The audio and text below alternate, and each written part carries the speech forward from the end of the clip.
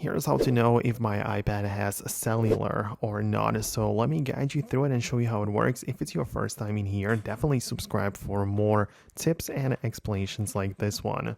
So essentially, you can look it up right here when you go to the settings and check for the cellular section. So you can open up the settings of your iPad, as I said, and in the left panel, I see just the AirPlay mode, Wi-Fi, Bluetooth, the regular stuff, but the cellular data would definitely be here too. Like on the iPhone, which I mean, all iPhones are cellular capable, you can find the cellular section right under the Bluetooth one. And if your iPad doesn't have that, then it's also not a cellular model.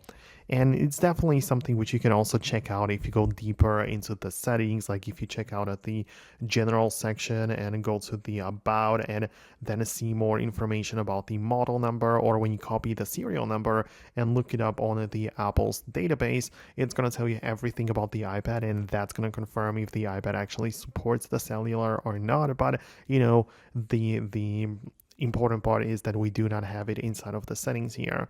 And also you can check the exterior, like the actual hardware of the device, and you should pay attention to a small SIM card tray on the side if it's like an older model, or you should also pay attention to the antenna strip if it's available on the device. Then it definitely supports the cellular connections as well. But as I said, the best way to figure it out would be by going to the settings and seeing if you have a cellular section right there. So I hope it makes sense. I really hope I was able to help you out and assist you with it.